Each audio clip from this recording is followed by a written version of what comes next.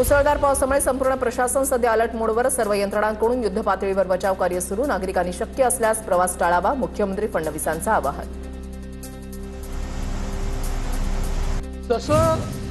Missing लिंकवरील दुसऱ्या बोगद्याच्या आधी दरड कोसळली। पुण्याहून मुंबईला जाणाऱ्या मार्गावर दरड कोसळली। सुदैवानं जीवितहानी नाही। दरड कोसळल्यानं मिसिंग लिंक वाहतुकीसाठी बंद। दुसरीकडे बोरघाटात पाणी साचल्यानं मुंबई पुणे एक्सप्रेस वे देखील बंद। मुंबई पुणे एक्सप्रेस वेवर दरड कोसळल्याची घटना। मुंबईहून पुण्याच्या दिशेनं मोजक्याच गाड्यांचा प्रवास सुरू। एक्सप्रेस वेवरील दरड हटवण्याचं काम सुरू। मुंबई पुणे एक्सप्रेस वेवरील उर्से टोल नाका परिसरात दरड कोसळली। महामार्गावर अनेक वाहनं अडकली। वाहन चालकांना पुण्याच्या दिशेनं माघारी पाठवण्यास सुरुवात।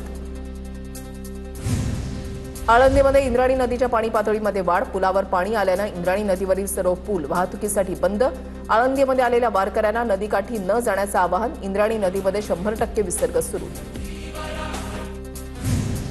वसई नालासोपारा दरम्यान रेल्वे ट्रॅकवर गुडघाभर पाणी। विरार रेल्वे स्थानकातही पाणी साचलं। पश्चिम रेल्वे सेवा पूर्णपणे ठप्प। वसई, विरार आणि नालासोपाऱ्यापर्यंत पावसाचा हाहाकार।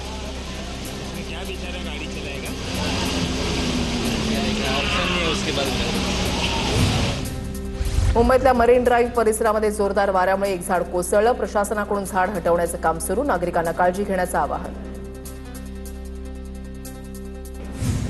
दादरमध्ये पुन्हा झाड कोसळल्याची घटना। झाड कोसळल्यानं 4 चाकी गाडीचं नुकसान। दादरच्या साने गुरुजी विद्यालयाजवळ झाड कोसळलं।